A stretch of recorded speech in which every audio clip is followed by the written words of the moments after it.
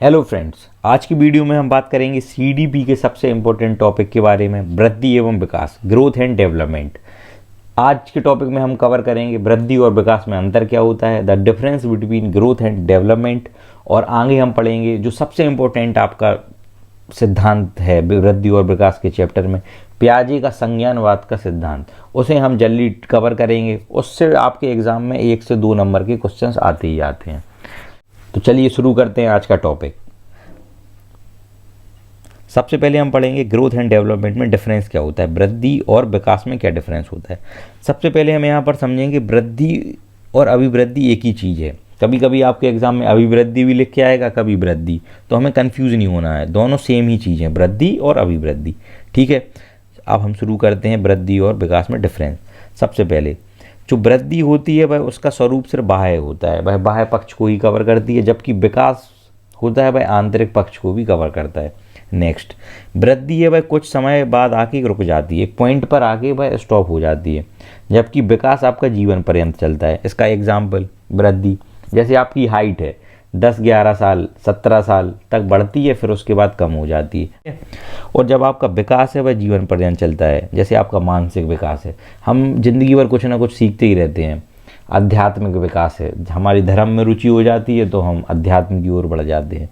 हमारा शारीरिक विकास है, शारीरिक विकास मतलब ये नहीं कि हम हाइट बढ़ रही है वजन, शारीरिक विकास का मतलब होता है हम कोई भी स्पोर्ट्स किसी भी एज में खेल सकते हैं, हमारा उससे नेतृत्व क्षमता बढ़ जाती है। ठीक है, तो इसमें आंतरिक पक्ष कवर किए जाते हैं। नेक्स्ट, जो वृद्धि है उसे सीधे मापा जा सकता है, जैसे आपकी हाइट है तो उसे सीधा मापा जा सकता है। आपकी हाइट 5.7 इंच है, 5 फीट 8 इंच है, जबकि विकास की बात करें तो उसे सीधा मापना संभव नहीं है। ठीक है, नेक्स्ट, वृद्धि का जो टर्म है, वृद्धि एवं अभिवृद्धि, इस टर्म का यूज संकुचित अर्थ में किया जाता है, संकुचित मतलब बिल्कुल नैरो रूप में, जबकि आपका डेवलपमेंट वर्ड है इसका यूज़ व्यापक रूप में किया जाता है। जैसे हम बात करें, जैसे किसी देश की जीडीपी है तो वह कितनी भी ग्रो कर जाए, 7.5%, 8%, 10%, तो वह एक संकुचित अर्थ हो गया। और हम व्यापक रूप में बात करें तो कैसे, किसी भी देश में खुशहाली कितनी है,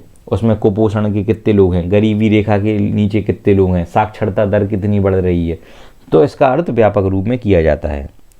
नेक्स्ट, वृद्धि में मात्रात्मक परिवर्तन होता है, जैसे हम जीडीपी हैं तो उसे हम परसेंटेज में मापते हैं, आपकी हाइट है उसे हम फीट और इंच में मापते हैं, जबकि विकास में गुणात्मक परिवर्तन होता है, इस पे क्वालिटी पर फोकस किया जाता है। ठीक है, नेक्स्ट, वृद्धि का कोई निश्चित लक्ष्य नहीं होता है। निश्चित लक्ष्य कैसे, जीडीपी उसका लक्ष्य नहीं है, हर साल जीडीपी बढ़ती जाती है 10%, 12%, 14%, तो विकास का एक निश्चित लक्ष्य निर्धारित किया जाता है। ठीक है, यह हो गया आपका वृद्धि एवं विकास में डिफरेंस। अब हम बात करेंगे विकास के सबसे महत्वपूर्ण सिद्धांत के बारे में, जीन पियाजे का संज्ञानात्मक विकास का सिद्धांत। इस सिद्धांत से हमेशा आपके एग्जाम में क्वेश्चन आते हैं, चाहे वो आपका यूपी टेट का एग्जाम हो या सी टेट का एग्जाम हो। आज इसे हम शॉर्ट रूप में पढ़ेंगे जिससे आपके एग्जाम में इसकी तैयारी अच्छे से हो जाए। सबसे पहले हम बात करेंगे, जीन पियाजे ने विकास की अवस्थाओं को 4 भागों में बांटा है। आपका एक क्वेश्चन यहीं पे रेडी हो गया कि संज्ञानात्मक विकास का जो जीन पियाजे का सिद्धांत है, उन्होंने विकास की अवस्थाओं को कितने भागों में बांटा है, तो इसका उत्तर हो गया 4 भागों में। ठीक है, कभी कभी आ सकती हैं, इन 4 भागों को क्रम से लगाएं। तो सबसे पहली होती है आपकी संवेदी गामक अवस्था, जो 0 से 2 वर्ष के लिए होती है। नेक्स्ट होती है आपकी पूर्व संक्रियात्मक अवस्था, वह 2 से 7 वर्ष की उम्र में होती है। नेक्स्ट है आपकी स्थूल एवं मूर्त संक्रियात्मक अवस्था, यह 7 से 11 वर्ष में होती है। और नेक्स्ट है अमूर्त या औपचारिक संक्रियात्मक अवस्था, यह 11 से ऊपर के बालकों में पाई जाती है, बालक या बालिकाएं। ठीक है, अब इसमें क्वेश्चन क्या बन सकते हैं, इन्हें क्रम से लगाने के लिए भी आ सकते हैं। ठीक है, नेक्स्ट क्या पूछा जा सकता है, इसमें पूछा जा सकता है जैसे पूर्व संक्रियात्मक अवस्था में क्या आयु निर्धारित की गई है, तो उसमें आपका उत्तर क्या हो जाएगा, 2 से 7 वर्ष। ऐसे क्वेश्चन पूछे जा सकते हैं। अमूर्त या औपचारिक संक्रियात्मक अवस्था में आयु क्या निर्धारित की गई है, 11 वर्ष से ऊपर। तो ऐसे क्वेश्चन आपके एग्जाम में आ सकते हैं, इन्हें हमें तैयार करना है, इनका क्रम 4 भागों में और इनकी आयु। ठीक है, अब हम एक एक करके इन चारों को डिटेल में पढ़ते हैं। सबसे पहली संवेदी गामक अवस्था, यह 0 से 2 वर्ष के लिए होती है, ठीक है। इसे अंग्रेजी में बोलते हैं सेंसरी मोटर स्टेज। अब हम बात करेंगे इसे सेंसरी मोटर स्टेज या संवेदी गामक अवस्था क्यों कहते हैं। जब बालक या बालिका 0 से 2 वर्ष की होती है तो वह अपने अधिकतर कार्य इंद्रियों का यूज़ करके करती है, इसलिए हम इसे बोलते हैं सेंसरी या संवेदी। और उसकी गतिविधियां हैं वह शारीरिक अंगों की गति पर निर्भर करती है, इसलिए हम गामक, इसलिए इसे संवेदी गामक अवस्था कहते हैं। अब हम एग्जाम्पल की बात करें, जैसे जब बालक को भूख लगती है तो वह रोने लगता है, अपना अंगूठा चूसता है। जब उसे डर लगता है तो वह रोने लगता है। किसी बालक को आप देखेंगे जब उसे खिलौना चाहिए हो तो वह उसकी ओर इशारा करता है। आप किसी मेले में बालक को ले जाएं, जो छोटा बच्चा हो, वह चीज़ों को देखकर उसकी तरफ इशारा करता है। तो वह अपनी क्रियाएं हैं वह शारीरिक अंगों के द्वारा करता है। और वह अपना ज्ञान है वह वातावरण से ग्रहण करता है केवल, ठीक है। उसके अंदर की कोई भी क्षमता नहीं होती है वह सोच सके, ओके। वह अपना सारा ज्ञान वातावरण से ग्रहण करता है। 0 से 2 वर्ष तक बच्चे के अंदर 200 शब्द भंडार हो जाता है लगभग। भाषा का ज्ञान उसे वातावरण से 200 शब्द तक हो जाता है। माता पिता कहना, भाई बहन, खाने की वस्तुओं का, पानी, ऐसे शब्द वह बोलने लगता है। अब हम चलेंगे नेक्स्ट, पूर्व संक्रियात्मक अवस्था। इसे हम अंग्रेजी में बोलते हैं प्री ऑप्शनल स्टेज। इसमें आयु कितनी होती है? 2 से 7 वर्ष। इस अवस्था में बालक या बालिका वातावरण से प्राप्त सूचनाओं का अर्थ ग्रहण करने का प्रयास करता है। जैसे आपने देखा होगा कि हम कुछ बात कर रहे होते हैं तो छोटे बच्चे सुन लेते हैं जो 2 से 7 वर्ष के होते हैं, तो उन्हें इतना भी सेंस नहीं होता, वह किसी भी बात को कहीं भी बोल देते हैं, उनका अर्थ ग्रहण करने का भी प्रयास करते हैं। इस उम्र में क्या करता है बालक या बालिका? व्यवहार की सामान्य गतिविधियां सीख लेते हैं। जैसे मैं अपनी एग्जाम्पल बताऊं बचपन का। बचपन में मुझे शू लेसेस बांधने नहीं आते थे। मैं कोशिश तो करता था लेकिन वह जल्दी खुल जाते थे। इसलिए जब भी मैं स्कूल की ड्रेस का जो शू लेने जाता था ब्लैक, तो मैं बोलता था वो वाले शूज़ दे दो, बेलग्रो वाले, समझ रहे हो आप, जिसमें वो चिपक जाते हैं शूज़। तो ऐसी और क्या क्या गतिविधियां करता है। 2 से 7 वर्ष का बालक अपने हेयर कॉम्ब करने लगता है, लेकिन वह अच्छे से नहीं कर पाता है। लास्ट में उसके फादर या मदर को सही से करने ही पड़ते हैं। अपने शर्ट्स के बटन लगाने लगता है, लेकिन क्या होता है ऊपर नीचे लगा लेता है। स्पोर्ट्स खेलने लगता है लेकिन उसमें पूरा परिपक्व नहीं हो पाता है। कैरम खेलेगा लेकिन उसमें हार जाएगा। क्रिकेट खेलना स्टार्ट कर देगा। तो वह व्यवहार की सामान्य गतिविधियां करना प्रारंभ कर देता है और जो वातावरण से सूचनाएं मिलती हैं उनका अर्थ ग्रहण करने की कोशिश करता है या प्रयास करता है। नेक्स्ट, 6 वर्ष तक बालक के अंदर 16 से 18,000 शब्द भंडार विकसित हो जाता है। ये हो गई आपकी पूर्व संक्रियात्मक अवस्था।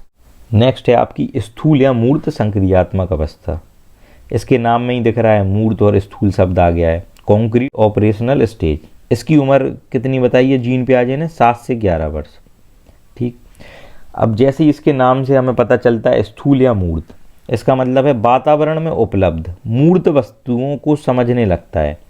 जैसे उसके सामने कोई टेबल रखी हो, क्रिकेट का बैट हो, बॉल हो, चेयर हो, कोई बुक रखी हो, कोई बाइक रखी हो, कार रखी हो, ट्रेन सामने से जा रही हो, तो 7 से 11 वर्ष का बालक है वह समझने लगता है। जो भी मूर्त चीज़ें वो देखता है, कंक्रीट, कुर्सी है, टेबल है, घर है, गाड़ी है, हर चीज़ वह समझने लगता है।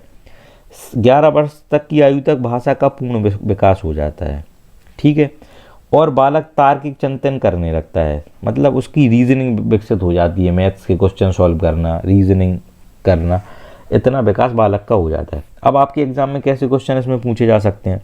भाषा का पूर्ण विकास किस अवस्था तक हो जाता है? तो आपका आंसर क्या होगा? स्थूल या मूर्त संक्रियात्मक अवस्था। चारों अवस्थाएं दी होंगी, ठीक है। इसमें आएगा मूर्त वस्तुओं को कब समझने लगता है, तो आपका होगा स्थूल या मूर्त संक्रियात्मक अवस्था में।